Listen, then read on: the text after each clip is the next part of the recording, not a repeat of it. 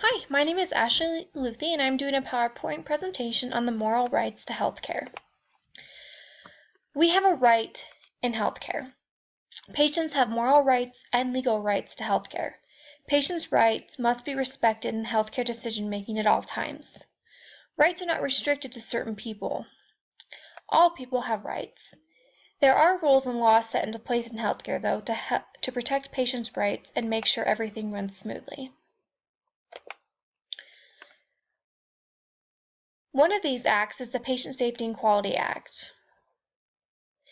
The Patient Safety and Quality Improvement Act was signed into law on July 29, 2005. This act is to protect patient safety and to make sure that the same events don't happen more than once to a patient.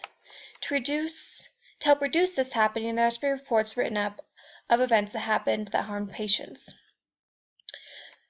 Most hospitals have core measures, and what core measures are is they were developed by the Joint Commission, the nation's standard-setting and accrediting body in healthcare.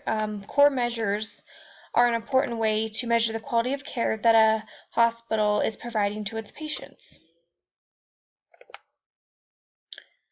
Another thing that helps with the moral rights in healthcare is the Stark Law. The Stark Law is the physician self-referral law that came into effect in 1989. This law was made to limit physicians from referring patients for clinical laboratory services under the Medicare program in which the physician or a relative had a financial interest.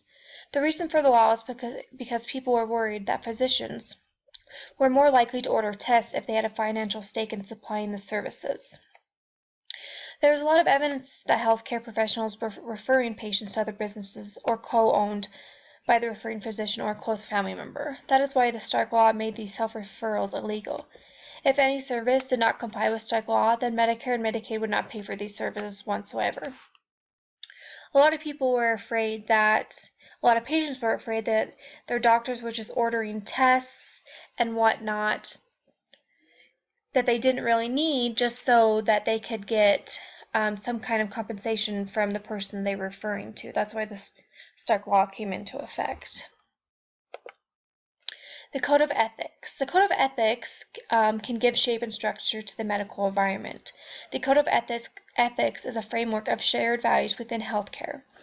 It promotes justice, doing good, and not doing any harm to one another.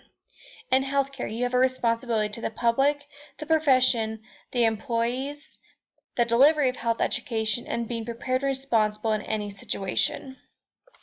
The Code of Ethics helps improve the healthcare environment and employment. It helps with the profession, making sure that everyone is educated to the best of what they can be. And